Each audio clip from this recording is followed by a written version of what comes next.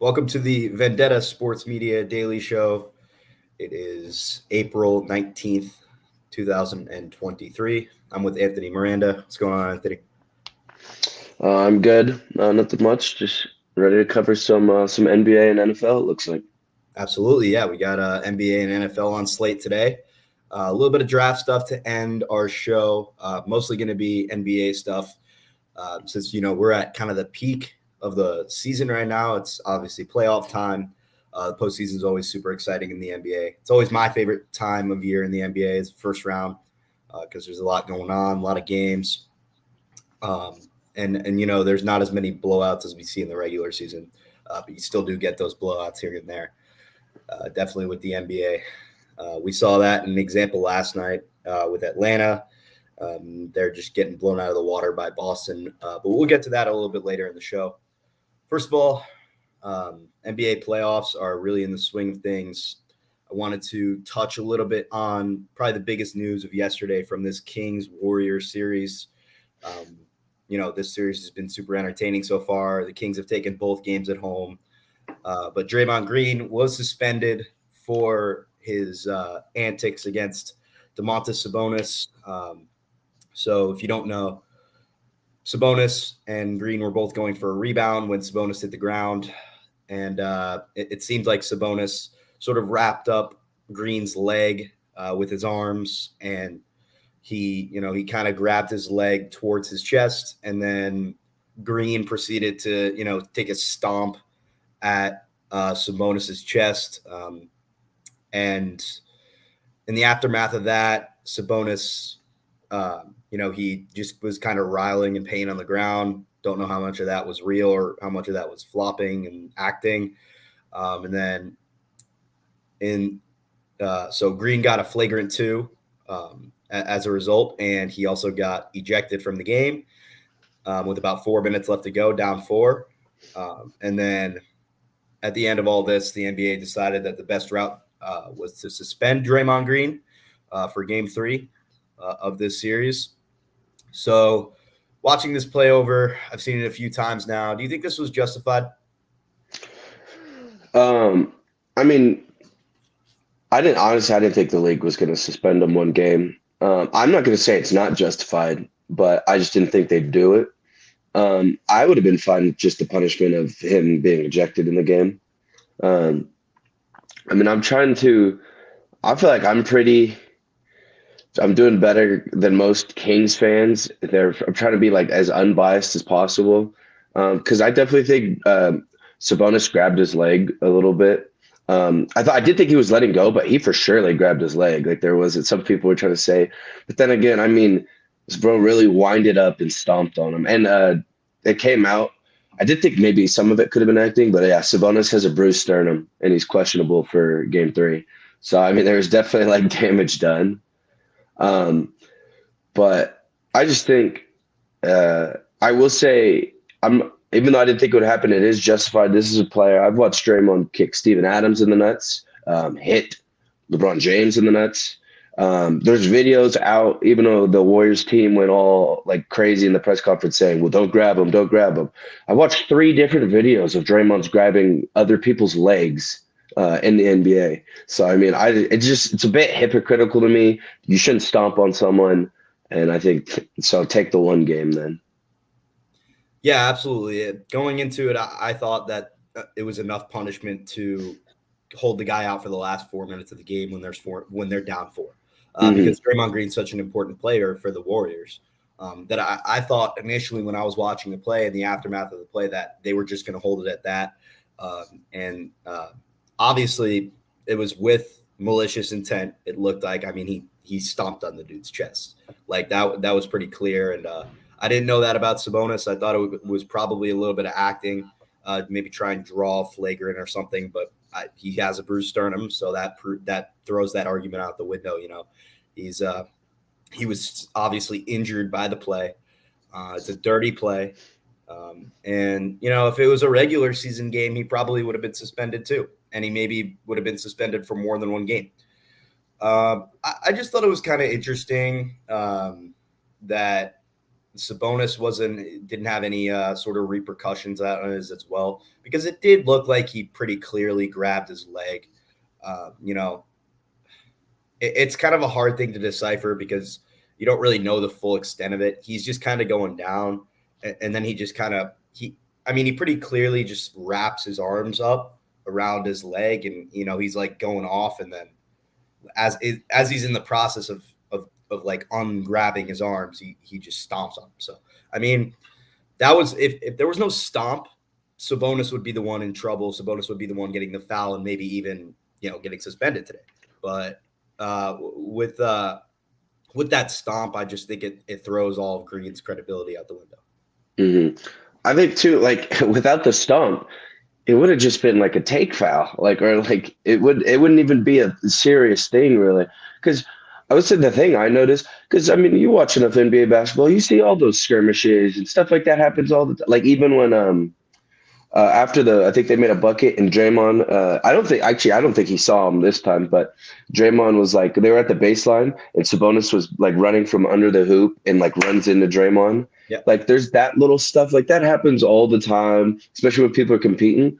But, it's the first time the Kings are in a playoff. So I'm watching a lot of like kind of casual Kings fans and like, they were like, just like incensed about, like Draymond stomping on him. So it did make me think like, oh, okay, maybe more casual viewers, like that's like insane. Like, cause they probably never see people like grab legs and stuff. Yeah. To be sad, the leg stomp or the stomp is pretty excessive. I don't say that often, but to see like how like they were like, oh my God, like what is that? And I was like, oh, well, maybe it might be a little more serious than someone that watches like, because like I said, the stomp a little excessive, but stuff like that does happen frequently if you watch enough basketball. Especially if you watch enough Warriors games, you're going to see Draymond Green do that, probably a couple times a month, so that's just his style. That's what he does. He's a very aggressive player. He has been for the 10 years that he's been in the league. So shouldn't have done it. Probably justified suspension, in my eyes, at least. I mean, the one game is fine, I think. Mm-hmm. But if, the Kings could really take a grip on this series now if they end up going to win get a win in Golden State now, because the series goes back to the Bay Area, and the Kings are up 2-0. So 2 more wins, and they're moving on to the next round. I didn't think we'd be here before the season. I don't think anyone did. Especially not because you're a Kings fan, especially not you. So, what do you think the Kings have to do to really, just get this done and pull off these next 2 wins? Do you think they have to take one in Golden State? I really want to take one. I was already kind of just giving up game 3, saying maybe we'll get game 4, get some momentum going into game 5. But now almost if Draymond's out, maybe, game 3 is the opportunity now. But I'd say game 1, Sabonis shot his worst game of the season. We still won because De'Aaron had 38 and Malik Monk had 32. This last game, the Kings just shot their second worst from the 3-point line of the entire season, and we still won. So if we could just play offense like the number 1 offense in the league for one game, that should be good enough for a win. I'm still waiting on that. I think Kevin Huerter he was 0 for 5 from 3 the first game. I think he went 1 for, it wasn't much better, 1 for 5 maybe the second game. So, our 3-point specialist hasn't hit threes yet. Keegan Murray, not rookie of the year, but broke the rookie 3-point record. Has not, I don't know if he's hit a 3 in the series yet.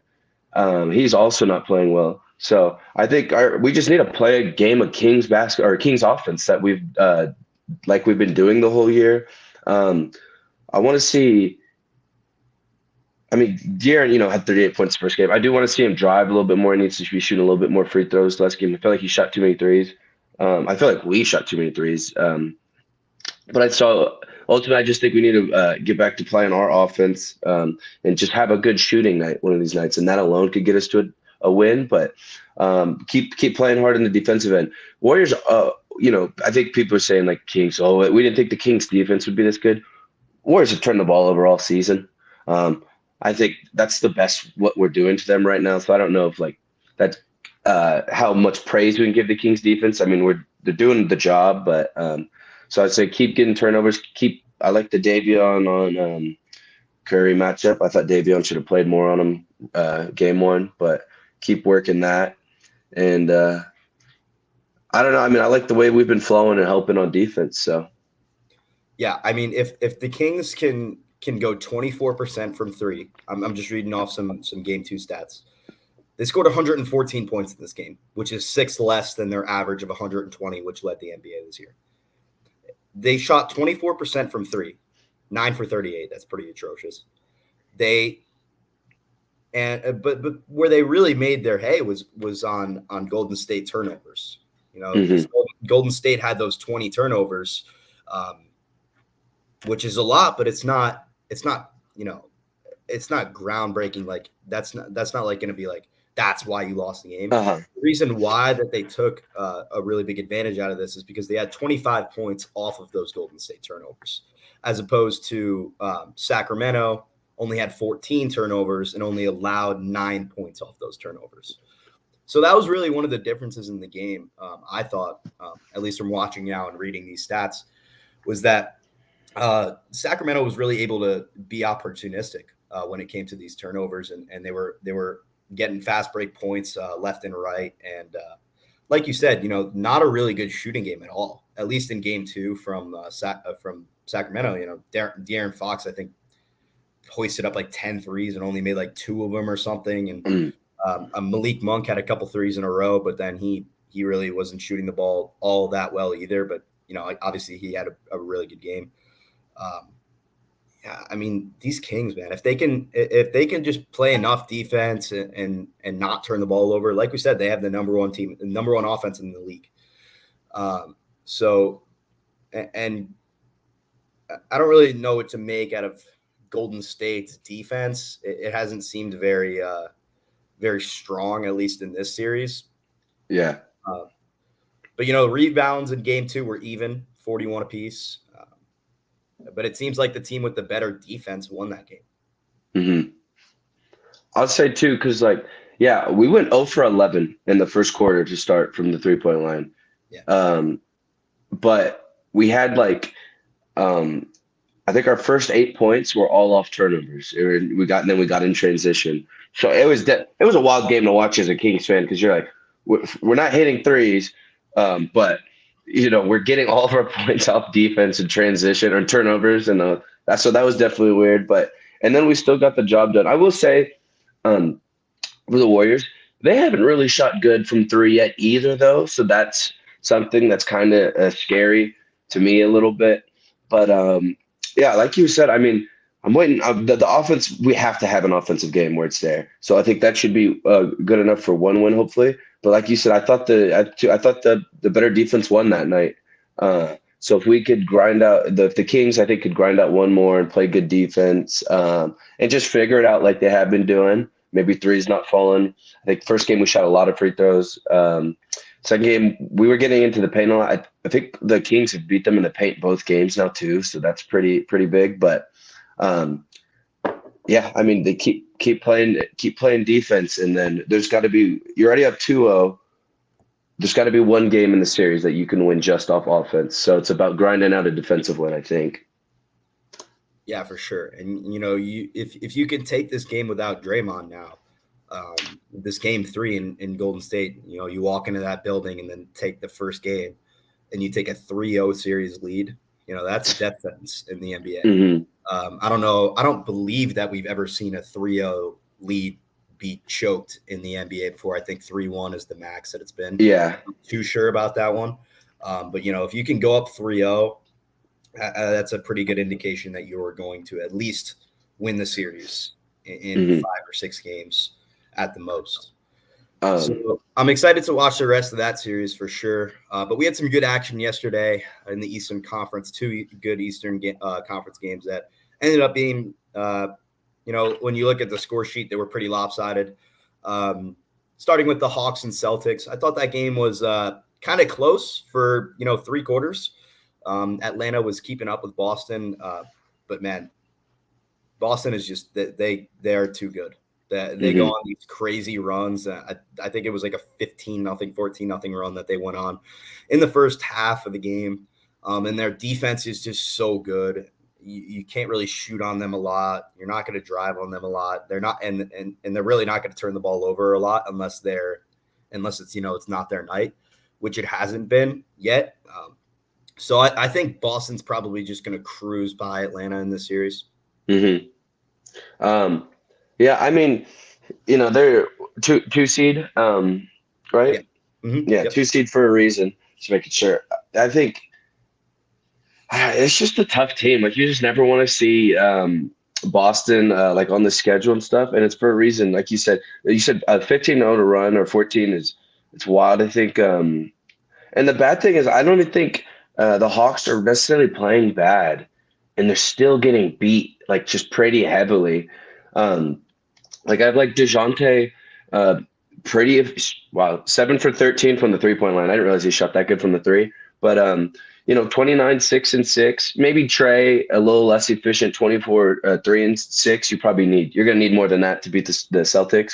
But I mean, like, those are your two best players. That's not aren't bad games by any means, but it's just still not enough to get past Boston with their high-powered offense and the defense they can play. Yeah, and Boston's just got so much depth. You can have your entire second unit out there, and they're gonna be pretty strong, and they're gonna defend really well, and they're gonna make shots. And that team is pretty unbeatable at home. So Mhm. now you go back to Atlanta. They could steal one at home. I mean, you have to take probably both at home if you want a chance Uh-huh. in this series. So Atlanta, it's not looking great for the Hawks right now. Like you said, DeJounte Murray was the best player on the court last night for them. Um, well, for Atlanta, I mean. Uh-huh. And Trey Young wasn't very good. You know, not not a lot of efficiency. Just not didn't shoot well from three, only 2 for 8. So it was a tough night for Atlanta, and it's looking bleak, man. Like to be honest, nobody really thinks that the Hawks were going to do anything this series. Uh, Hmm. so at most, I'd say probably a gentleman's sweep for this one, and I think that the Boston pretty effortlessly moves on to the next round. Moving on to a different Eastern Conference game.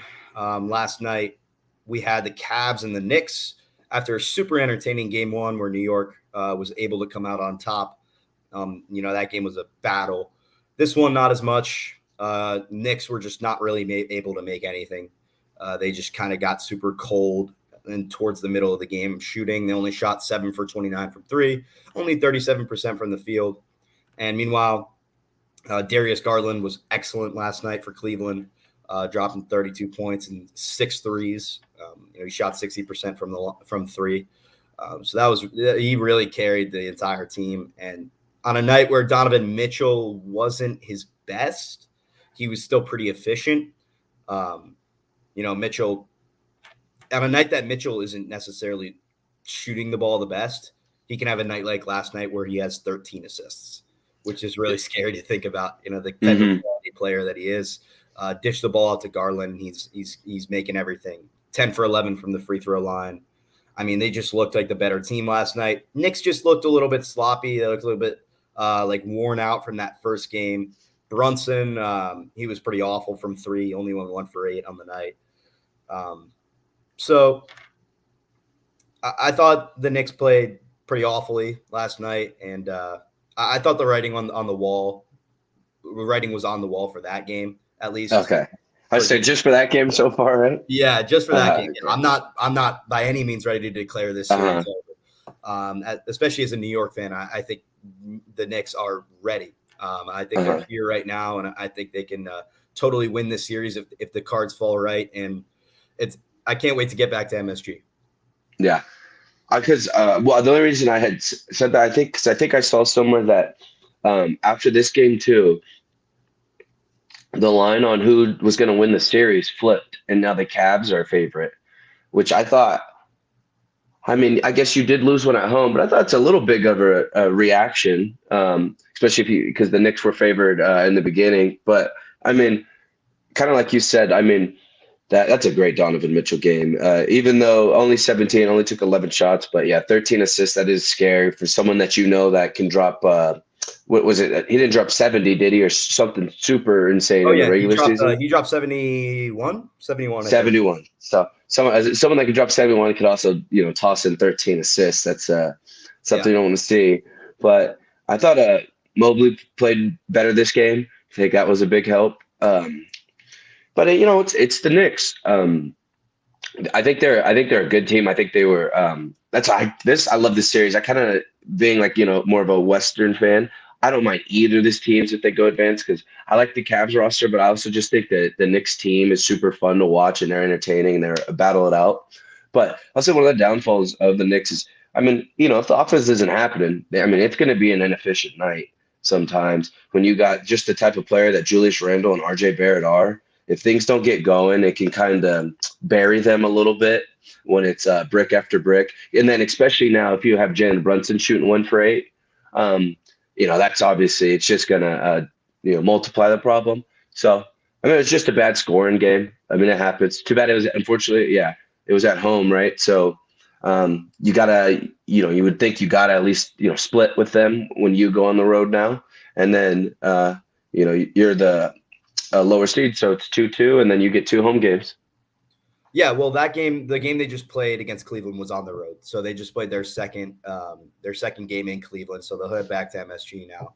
Oh, I'm So sorry. Yeah, they split in Cleveland. Yeah, I was gonna say. I was saying they split. The Cavs would want to try to yes, split at home, but yeah, like you were saying, get back right. to MSG. But I mean, it's weird. So even though they took one, I mean, you have the chance, yeah, at MSG. Do you know the Knicks' home record? Not off the top of my head. I know Uh-huh. it was better. They were better at home than they were on the road. Especially, we saw it a couple years ago when Trae Young and the Hawks came into town. That place gets wild during the Uh-huh. playoffs, and they pull really hard for those Knicks, especially down the stretch. And it's going to be super exciting if somebody can catch fire in this series. But we did have a comment in the chat, and something I did want to bring up here was there was about the Knicks were down. They were down 20 in this game, and there was about probably 3 minutes left to go, and Julius Randle went up for a shot, and Jared Allen was on the chase behind him, and Allen fouled him hard. So he went in really hard, and Randall was just, he was flying to go put up a shot, put up a layup, and Allen comes from the back and it hits him pretty hard. Randall goes down. Knicks fans are holding their breaths for a second, but he pops back up. It looks like he just took a beating or something. It wasn't really Mm-hmm. that something that serious. It was a hard fall. It was a hard fall for sure, to say the least. So do you think? I'll start with this part of the question, and it'll be a two-pronged question. Do you think it was a dirty play by Allen to foul him at that stage of the game, go that hard on defense? When they're up 20. I don't think it was a dirty play. I think because he was trying to get was trying to get the block, but I mean, up 20, it's just I don't know if that's the play you necessarily have to make. So I can see that. I don't. It's well, you said there's 3 minutes left, down 20.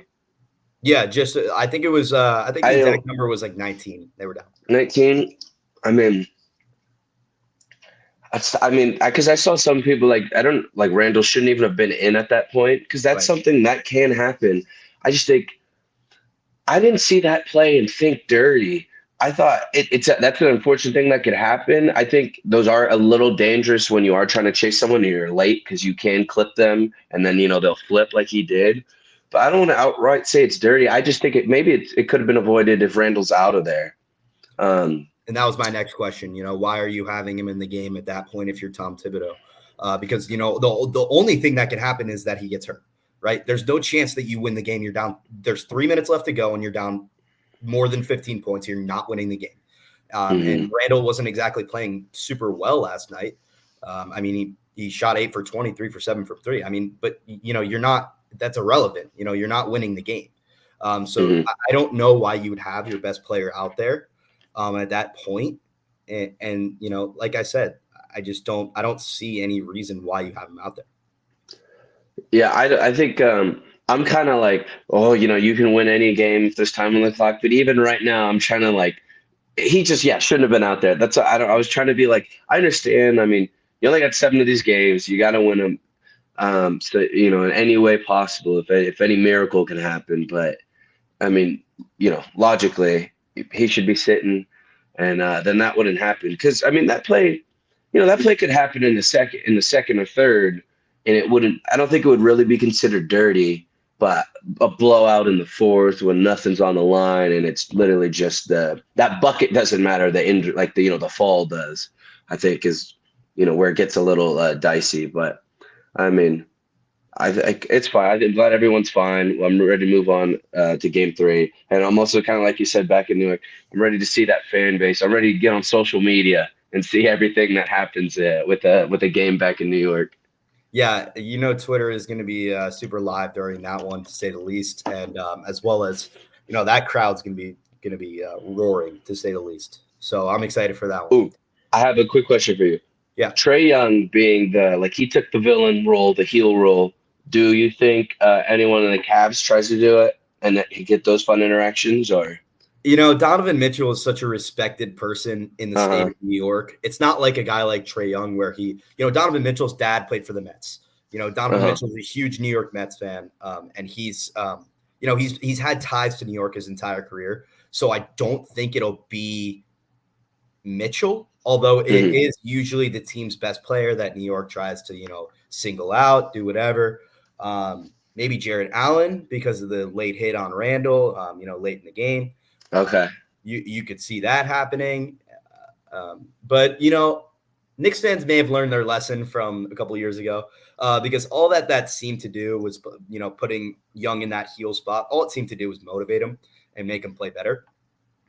So you don't necessarily know if it really has that much of an effect, screaming at a player and getting the whole crowd behind him. So do I think they'll do it? Probably. It's New York. I'm not going to put it past them. And the Knicks fans are ferocious, to say the least. So I think that there's a good chance that they do get aggressive towards somebody. But is it really worth it? Probably not. Yeah. All right. So moving on to the rest of the Western Conference games. Last night we had another Western Conference game between the Clippers and the Suns. The Suns were able to even the series at one game apiece. Devin Booker had 38. Kevin Durant had 25. But once again, the Suns kind of got off to a really slow start in this one. They were trailing at the end of the first quarter, and they were nearly trailing at halftime until they were able to go on a little run towards the end of the quarter and tie it up right before the half. The game was tied at halftime. I think at 49 or something like that. And the Suns, they've showed some promise, but the Clippers are really fighting hard in this series. The Clippers, just because they don't have Paul George, they're not going away. And I mean, if you see a night like we saw old school Russell Westbrook last night. I mean, he had 28, 5 and 5. He was really good for the Clippers, and Kawhi Leonard had 31. And it seems like Phoenix's defense is not really doing all that well. I mean, they really beefed up there in the third and fourth quarter of that game, and they were able to run away with it, especially on offense. Durant hitting timely shots. Booker, like I said, he was great. 6 for 6 for from the free throw line, 4 threes made. But this game, reacting to this game, and overall in this series, do you think Phoenix is the team that we thought they were, or do you think they're destined for failure? I think one of the things is the more games they play, the better they'll get a little bit team chemistry wise and stuff. I think. I mean, they're a team I thought they were. I thought they, championship contenders. I didn't give them championship favorites right off the bat. I feel like a lot of people did. So if those were the expectations, then maybe not. But I don't think Clippers are just the best matchup for them too. I think it's just kind of a tough matchup because you have obviously you have Kawhi Leonard, arguably the best defender in the league. And then you have, I think Russell Westbrook is a bad matchup for KD, as weird as that sounds, because I'll see him just throughout all these regular seasons when they do play against each other. It just seems, I don't want to say it seems like Russell Westbrook knows his every move. Like obviously they were teammates for so long, but it seems like he can play him better. Defense against him. And the height doesn't matter as much when I feel like he's getting the spots before other defenders would, and his help defense on him is a lot better. So it's going to be a tough series for KD when he's going to get doubled still, and if he's not getting doubled, it's going to have Russ or Leonard on him. And then but that does leave Booker to have a night like he did tonight, so that's good. I thought DeAndre Ayton played better. Because that was the other thing. I think Aiden's been struggling with rebounding. You saw that at the end of game one with the bigs of the Clippers as well as Westbrook too. But I mean, he had 14 and 3. So if he can be more of a bit of a paint presence, that'll for sure help the Suns for the rest of the series. I think they're fine. I think they will eventually get the job done in this series. And then I think you have KD and Devin Booker, and if Chris Paul can keep his play up, hopefully, if he can keep it up and be a little better, I think a KD Devin Booker offense should be able to, win some shootouts and stuff. But I am a little worried, like you said, about the defense a little bit. Yeah, last night was promising for the Suns, especially that second half. They played better in that second half than I think they've played in any half of the entire series so far. So that defense was there, and like you said, I would wish Ayton would do a little better on the glass against these bigs of Zubac and even Westbrook grabbing some rebounds. And Kawhi is always in there; he's always getting rebounds. He's always going to be a glass presence. I really do wish that Ayton was a little bit more dominant down there. But you're all right with him getting 13. So. I mean, you just kind of move on to the next game. You take this win. I believe the next one is in LA. Yeah, it is. So the next one will be in LA. So you don't want to mess around with this Clippers team. Like you don't want to find yourself in a game 7 with this team because they can beat you any night, even without Paul George. And doing my series preview for this series. I was the one assigned, and I wrote the post for Clipper Suns in this series. And one of my X factors was Russell Westbrook for the Clippers. I really thought that if he played well, if he played, old school Westbrook, that we could actually have a competitive series on our hands. And that's pretty much exactly what's happened here. Especially in that first game, Westbrook made the biggest defensive play of the game. Deflecting the shot and then throwing it off of, I think, whoever it was, I think it might have been Durant, who he threw it off of. I think it was D-Book. D-Book, okay, yeah. So blocking the shot from Book and then throwing it off him and getting, that possession towards the end of the game. And that was such a huge play. So if we could see that version of Russell Westbrook, the efficient guard who's not hoisting up random shots and, who's actually playing conservative and getting rebounds and assists and then we could see a completely different Clippers team. Because I would say real quick, I think that first game was probably, or at least if you're a Clippers fan, you would hope that's about as the worst Westbrook would shoot because he didn't shoot great in that first game. But everything else, I thought he played extremely well. And you said he made a lot of plays. I think he got 2 late round rebounds in the last minute or two on their possession, 2 offensive rebounds, or at least one. He went up with Ayton, low-key out-jumped Ayton and got the ball loose so someone else could get it. So, yeah, and then he looked good. So that's why, I know there's a lot of Westbrook slander that goes on here, Vendetta, but I've always liked them. I think like you said, I think he is an X factor for a reason because if he plays well, that's a player you don't want to see, especially turn to 10 in a playoff scenario. But I would agree. I'd still probably pick the Suns. I also kind of want to see him advance, but that's like you said. You do not want to see a game 7 Also, I don't know if you even trust the Suns in Game Sevens anymore after what happened last year. But yeah, Yeah, exactly right. If this series were to go to the distance, I would absolutely give the advantage to the Clippers. Like we were talking about, they're a really really good team, up and down. Their depth is excellent. They have 10 guys that they can run out there and maybe be starters on other teams. So they're really solid. If they had Paul George, this would be a different series right now. hmm The Suns have totally come out of the gate slow. But Phoenix could also, turn it up to 10 and really just dominate them on offense. And yeah, if they do that, I think this series is destined to be where it should be, which is the Suns taking it, moving on and taking the series, which I really do think at the end of the day is probably going to happen. So to uh-huh. answer my original question, are they who we thought they were? I think it's too early to tell. It's probably just a little bit too early. There's only been 2 games played here in these playoffs. They're not 2-0 like some other teams, but they are right in the thick of this series. And I had the Suns winning this series in 5. But I went back and forth myself 5 or 6 games, which one I thought the Suns would take. Um, but like we said, don't want to see 7 with the Clippers. That's really where you run into some trouble. So it's really one thing. Scott Foster, the ref. Broke the curse. Chris Paul finally won with Scott Foster as his ref. So that was pretty cool. I think he's now. I'm not sure the exact number off my head, but I read an absurd statistic yesterday that Chris Paul is 4-300 or something when Scott Foster is the referee. Oh, not And even in playoffs too, regular season as well. yeah, It's that bad. yeah, total regular season, and it was 14 straight games that he had lost. I know that one was hmm confirmed. 14 straight games where Foster was the referee and Chris Paul lost the game. So pretty wild. I don't know if it's just a coincidence or not. I mean, you can't really derive much from that, in my opinion. The ref is supposed to be impartial, and you can't really prove otherwise.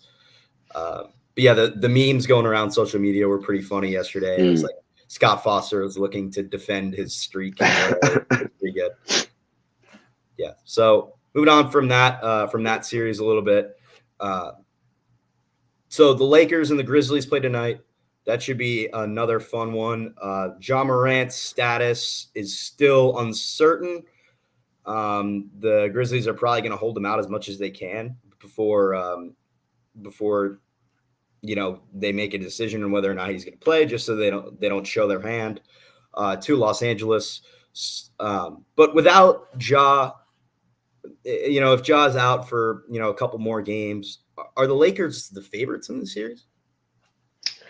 I think they'd have to be, because I mean it's LeBron and Anthony Davis, and that alone, especially D'Lo there too. But I don't know, that's just tough. Like even if Jaw comes back, but maybe not this game, but he comes back game 3. Can you really come back from a series down to 0-2 though? Like that's just going to be tough on the road too, because you would imagine the Lakers would win 1 at home. So then, yeah, you're already talking about like a 3-1 series by that time. But Yeah. I mean, they still got the game tonight.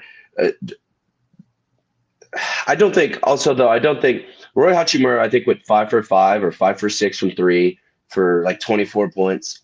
I don't think that's happening again. Yeah. Austin Reeves, I mean, he had like 21 or 23 points.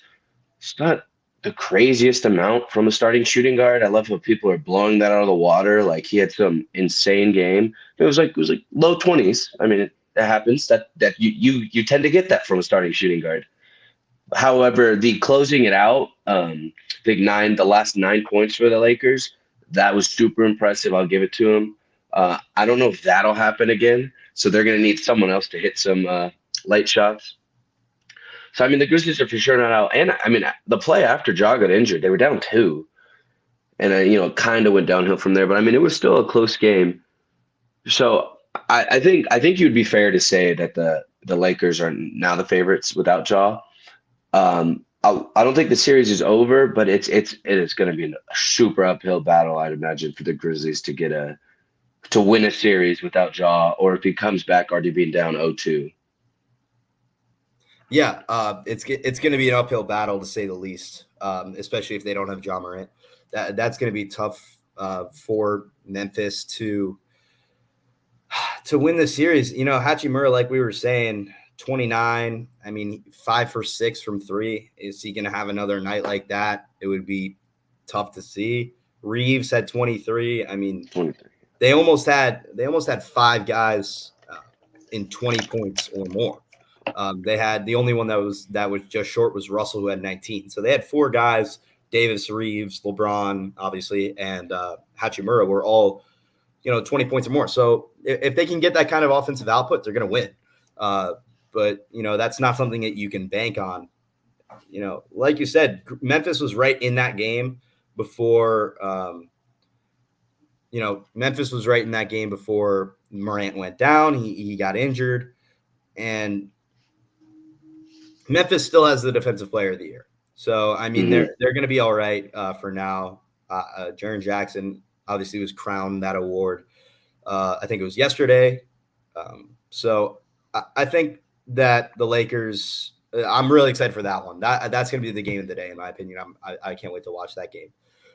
So I'm excited for that one. But I think if Jaw's out for tonight, then I think the Lakers have a really good chance to win the game. But the Lakers, you can argue that the Lakers have been in the West, the best team in the Western Conference since the trade deadline.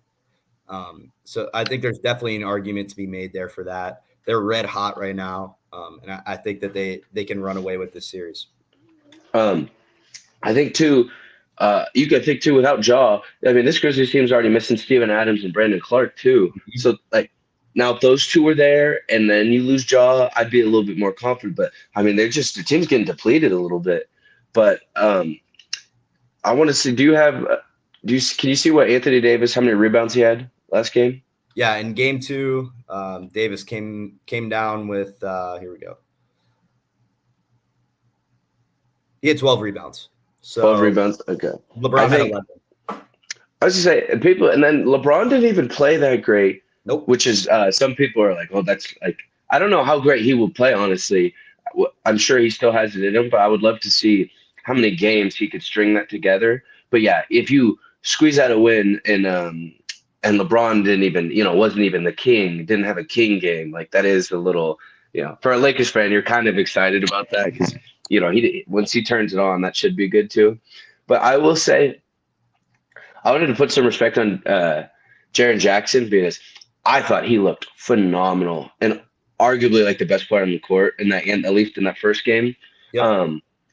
But however, I would say because he was carrying the offense or trying his hardest to after Jaw went down. I will say it just looked like he couldn't close necessarily. Like it looked like he could carry the offense, but when it came crunch time, it just seemed like he couldn't close. And that's what it seemed like the Grizzlies were missing was their closer.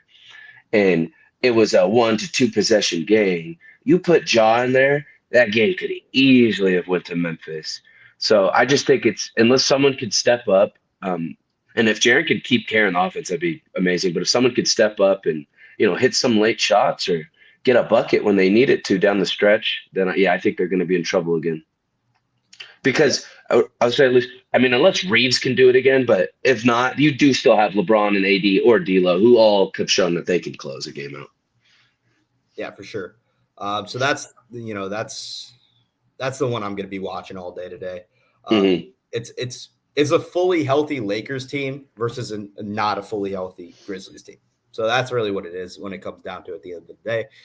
Like we were talking about with Clark being out and Morant possibly being out, and we know that Steven Adams is out. So it's an uphill climb for Memphis. I think they can do it even without Morant. But like you said, they need that primary scorer. They need the guy that can get buckets down the stretch. I'm not sure if Jaren Jackson's that guy yet, even though he did have 31 points. So we'll shift off of that series and finish off our NBA coverage for the day. So it seems like a lot of these series are already decided. Philadelphia and Brooklyn is the one that comes to mind most. Brooklyn fought in game 1, and they played well for the first half of game 2, but scored 84 points in the game.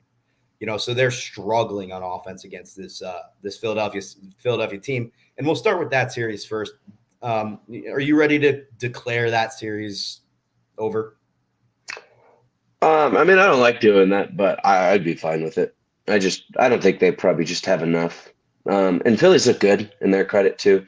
Like I don't know if there's a collapse waiting to happen because that would be kind of the only way to keep that door open a little bit for the Nets to come back. But I mean, for the most part, I think you could say it's over. I wouldn't mind. I want to see him get one. Um, yeah, you're gonna have to score maybe triple digits if you want to win. You can't keep scoring these low totals, but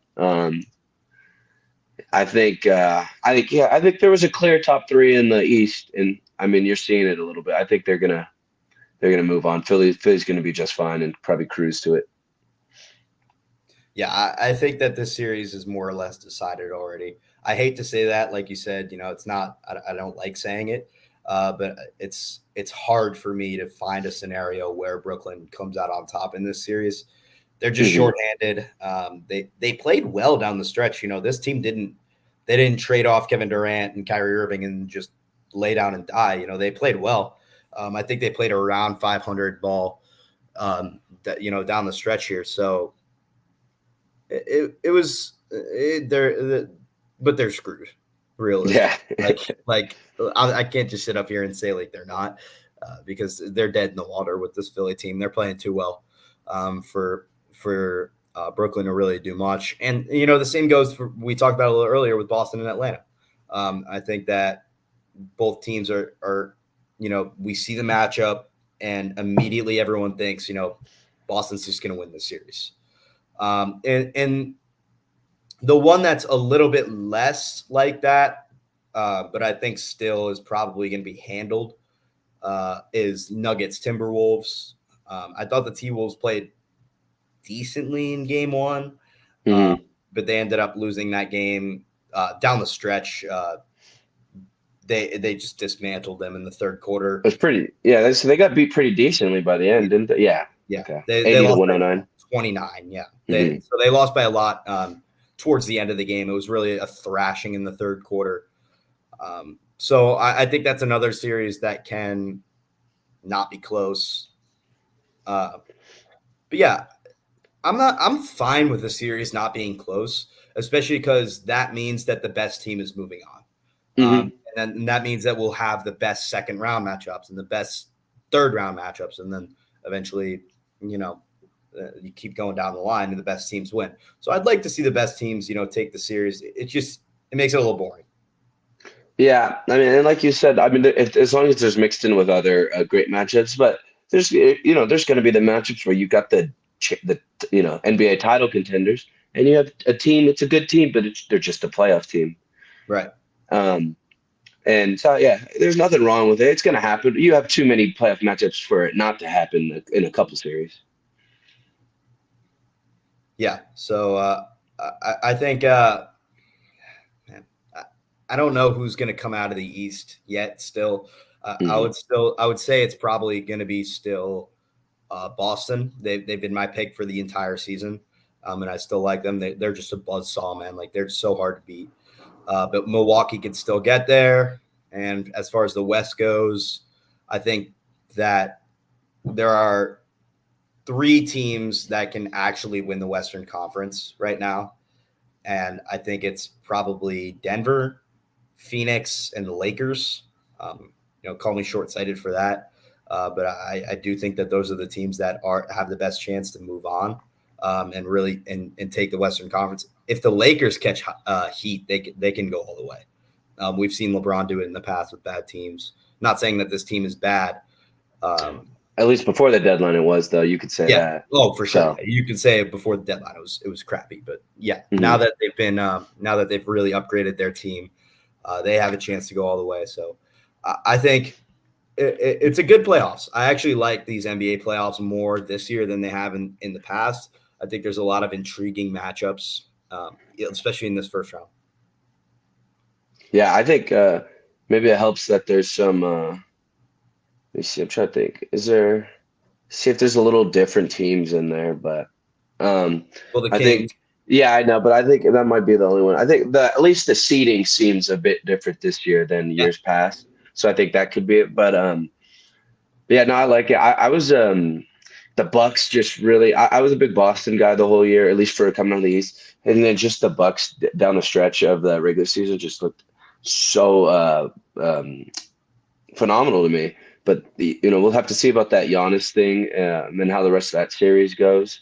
But I think would it be the funny thing is we could get a if it works out like this, a Kings Lakers second round matchup, Yeah. and that would be I think super cool as someone that's always around that rivalry and hearing about like the heydays and like the 0102 where the Lakers and the Kings were like the best two teams in the league. Yeah. So that'd be fun. That'd be interesting, and that those are always super competitive games, depending on whether the Lakers are good or the Kings are bad, or like either or. They always seem to be fun. So I'm excited. On top of uh, enjoying these first round matchups, the way things are working out, it looks like these second round matchups are just going to be just as fun. And like you said, I think this could be a really good, great playoffs, top to bottom. Yeah, absolutely.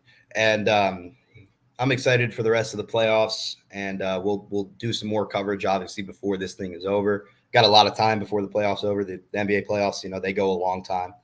With the 7-game series in every Mhm. round. Don't really necessarily see that in other sports besides really hockey. But yeah, NBA, we got a lot of footage about that today.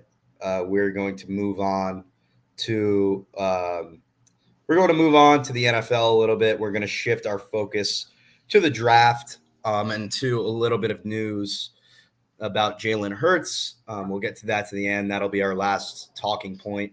But first, some news that we're seeing this morning that the Niners are getting calls for Trey Lance to potentially, the team might want him. They're probably going to have to give up a lot to get Trey Lance, especially with the uncertainty around Brock Purdy's arm and that injury that he sustained in the playoffs. And you never know, if he's going to really even come back and be the same player when you have a busted up elbow like that, like Purdy did have. That's a long recovery from that surgery. Is there any chance that the Niners actually deal Trey Lance at the deadline here? Um, I would say no, right? If you especially how you just talked about the injury, like Yeah, and Jimmy G's gone, so um, I mean, you drafted him with 2 overall, was it? Or when they 3. moved up 3, drafted Yep. him 3. Um, I don't think you should. You took him 3 for a reason because you thought he could change your franchise. I know he's been injured, and I know your last pick, or last pick of the draft quarterback played really well. Good for you. You might have something in him, but he is injured.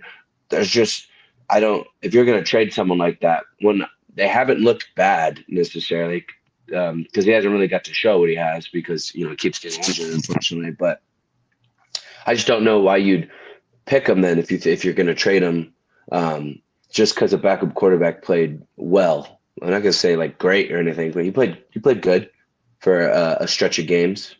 So I don't think he should be dealt, and I don't think there's a chance he really gets dealt to because there's nothing wrong with having too many quarterbacks, especially if they're young and they're not worth much or not costing much. Yeah, especially because all the uncertainty around Purdy. You don't know how he's going to come back from that injury. You don't know how well he's going to play if he comes back. You don't know how teams are going to game plan him for him now because we had a full 7 games that he played. Hmm. So no chance the Niners deal Trey Lance at this deadline, in my opinion. I would be absolutely shocked just because Jimmy G is gone, like we said. Hmm. Unless they really get an offer you can't refuse, which I don't even know what that would look like. Hmm. I know that the 49ers have really good GM and really good management over there. They have a really good team. And they've had a good roster and franchise really for the last 6-7 years.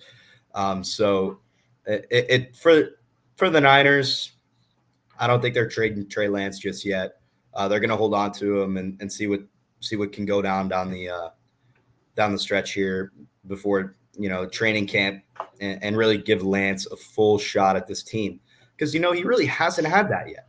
He's been injured really his whole career so far, and he hasn't got the full look as a starting quarterback just yet. So we'll have to see how it goes for Lance. I don't think he gets dealt at the deadline. But one person that did get traded was Allen Robinson. He is going to be a Pittsburgh Steeler. Fresh start for Robinson, who was just not very good at all with the Rams last year. The writing was on the wall for him to head out. And the Rams are starting kind of sort of I think Sean McVay called it a remodeling, right? It's not necessarily a rebuild, but it's not, they're not looking to compete this year. They're trading off their pieces to get draft picks, and they don't have a first round pick. Of course, they traded it to Detroit for Matt Stafford, and I believe that they have one in 2024. That they have that first again. I think they only give up 2 firsts for Stafford. I could be wrong about that. But yeah, Allen Robinson traded off for nothing. Literally, the Rams gave up Robinson and a 7th, and they got back a 7th. So nothing. Mm-hmm. They traded off nothing. But as far as the Steelers' perspective, Robinson is a fresh start. Back in Pittsburgh, he played at Penn State. So he's got a fresh start here with the Steelers towards the back end of his career. Do you think this move really moves the needle much for Pittsburgh? Do you think how much do you think it'll affect Kenny Pickett's development or anything like that? Mm-hmm. I think because I'm a Steelers fan, so I like this. I still hope we got to target another receiver in the draft. But I like it. I'm also the type of dude that goes down with the ship on players. Like I will trust old players, especially when they were once so great in their career, until like it's too late. It's probably a season or two too late because I'm like they still got it in there, or they unless like I'm like they might turn it on. But regardless, I mean I still think, like I said, I still think Allen Robinson might have some left in him if we get him in a little bit better situation too. But I think he's a good veteran presence for sure. I think if anything, also besides us trading him for a 7th, the Rams are paying $10 million of his contract. The Steelers are paying 5. So I mean, this is just like a freebie. It's a great vet. If he does have something left, he could show it. If not, I mean, we still have Deontay Johnson and George Pickens. And then I think we'll draft the Steelers should draft a wide receiver in this draft. So, and on top of that, even though he's a little bit older, he doesn't have to play necessarily every down or anything either. He's not like he doesn't need to be a top 2 option. So I like the move. I have no problem with the move. And then I guess Deontay Johnson at this stage is getting to vet status, but I mean, I would imagine it helps because we've had all young receivers for the most part. So I would like to see Kenny Pickett get a vet wide receiver too and kind of show him some things. Yeah, and Robinson's a good target on the outside. And aside from Pickens, they haven't really had that in a while. And obviously they have Pickens now, a guy that can go up and snatch those one-on-one balls. But, they need a guy opposite of him. If you're going to have the number 1 cornerback on George Pickens, then Pickens is probably not going to be open every play. So it's a good job for the Steelers to go get another guy to go help Pickett. And I like that receiving core, man. I'm not going to, sit here and shit on it because I actually do like it. Robinson and Deontay Johnson, George Pickens, and then they've got Freiermuth at tight end. So, that's a good offensive core, good offensive weapons, and Najee Harris could have a bounce back season. I know he's pretty awful last year. For some reason, I'm not really sure what happened to him. But so for the Steelers, I think that the move does move the needle just a little bit. I don't think it's going to be like a groundbreaking, like, oh my God, Allen Robinson. Like, no, that's not the type of player he is. He's going to probably have like 800 yards, 5-6 touchdowns, like type of player. But it does move the needle. It helps with Kenny Pickett's development. And so the Steelers, they hold, what is it, 19, right? 19th overall. Yeah, I believe that's what they have. Maybe 18. I might be wrong about that. But so moving all the way up from there to number 1. The great debate is still going on. Is it going to be Stroud? Is it going to be Young? Bryce Young, CJ Stroud, Ohio State quarterback, Alabama quarterback. It still could be Anthony Richardson, although that's definitely more unlikely than those two. We thought for a while that it would be Stroud as a lock to go number one. But then now with these reports that are coming out now, the tide may be changing a little bit towards Young. We always see these, these momentum shifts, right towards the beginning of the draft. There's 9 days until the draft starts, so you can never really know who's going to go number one until the day, and until the pick is announced. But who do you think's going number one? I'll just give real quick. I think last year and stuff, I was so into the NFL draft, like I had every position, at least, a multitude of guys. But I don't know if it was, I was pretty heavily into March Madness and then straight into kind of NBA playoffs a little bit or end of season. So I really haven't sat down with the draft too often. I still want to carve out a day or two to just fully get in everything. But I personally liked Stroud a lot throughout the season, and that would have been my pick. But I always thought it was kind of I always thought Bryce Young was getting more love. Yeah. So I mean, I would probably still. I think, like I said, I'd have to fully study to truly choose between the two, because I think I think they're both great. But I think I'd still go Stroud. I will say, as much as I know, is I don't necessarily have a outright answer between the two. I like them both, so I've just been fine with rooting for them both. They're kind of like whoever goes first, it's whatever. I will say that Will Levis, I never understood when he was getting that high. I think that's finally cooled out now on some of the draft stuff I've been seeing. But I will say I do like Anthony Richardson too. But are people still considering him to go one? Like seriously, or? There's a chance. I mean, I think his odds are like plus 500 right now, like on DraftKings and the bets and all that kind of stuff. So it's very unlikely that he goes number one, but there's still a chance that it happens. But I think that it's going to be CJ Stroud, and I think that it's been smoke and mirrors for a long time with Carolina. Carolina is still evaluating. They say they're still evaluating who's going to go number one. And I think they are. I think they're doing due diligence on all three of these quarterbacks. And, well, I guess all four if you want to throw Levis in there.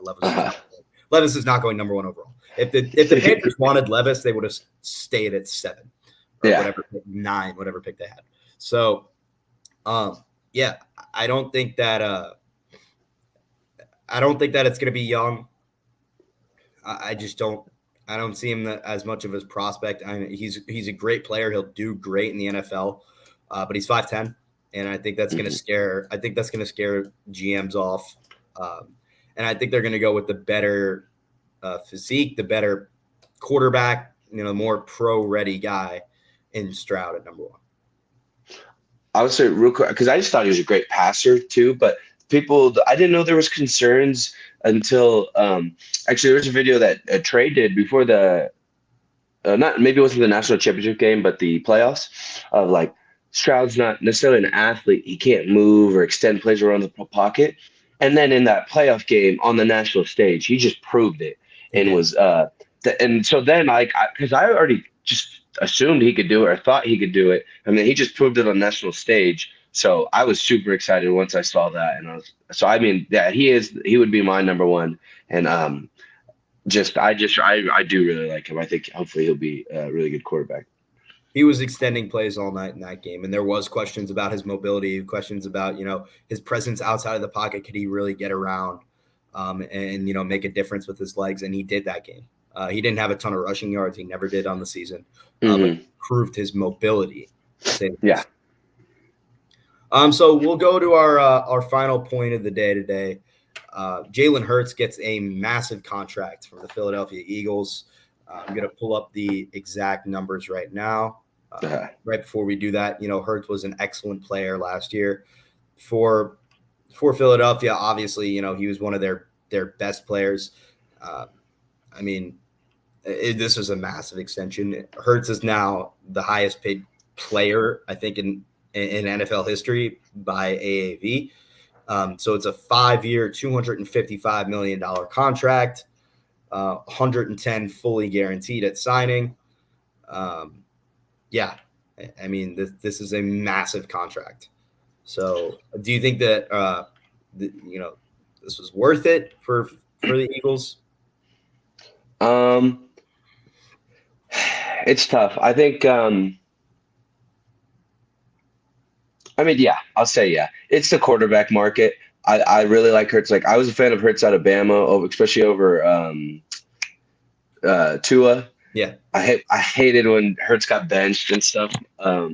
So I mean, I've always been a Hurts fan, and I was rooting for him to get the starting job and play well, and that he did, especially last year, took that huge step. But it's just, I don't know, it's tough because I don't necessarily have him as like maybe without like fully ranking him in my head right now, maybe a top four quarterback or even a top five. I'd fully have to go down the list, but.